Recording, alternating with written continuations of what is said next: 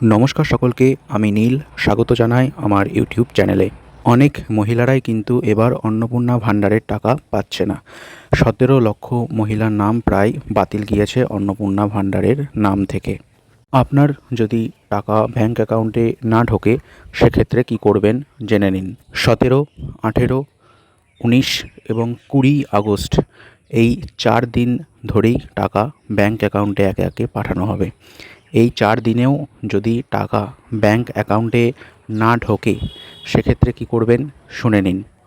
যে সমস্ত মহিলার ব্যাঙ্ক অ্যাকাউন্টে 20 আগস্ট এর পরে টাকা ঢুকবে না তাদের কিন্তু আবার নতুন করে আবেদন করা হবে, এমনটাই কিন্তু সরকারের পক্ষ থেকে জানানো হয়েছে।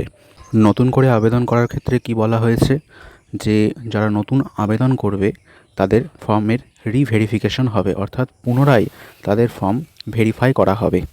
এছাড়াও পোর্টাল থেকে যে স্ট্যাটাস চেক করার অপশানটি ছিল সেখান থেকে স্ট্যাটাস চেক করা যাবে, অথবা অন্নপূর্ণা ভাণ্ডার সম্পর্কিত কোনো প্রশ্ন অ্যাপ্রুভড হয়েছে কি না, স্ট্যাটাস কীরকম রয়েছে, রিজেক্টেড হয়েছে কি না, বা কোনো অভিযোগ থাকলে সেজন্য বিশেষ হেল্পলাইন নম্বরও কিন্তু দেওয়া হয়েছে। সুতরাং যাদের অ্যাপ্রুভ হলো না বা রিজেক্টেড হয়েছে সেটা যদি জানা যায় সেটি জানা যাবে 20 আগস্টের পর।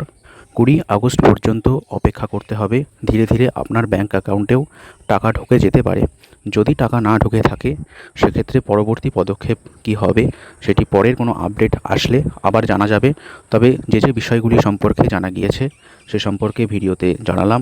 কোনো নতুন আপডেটস থাকলে অবশ্যই পুনরায় ভিডিওর মাধ্যমে জানিয়ে দেওয়া হবে। চ্যানেলটিকে সাবস্ক্রাইব করে রাখবেন।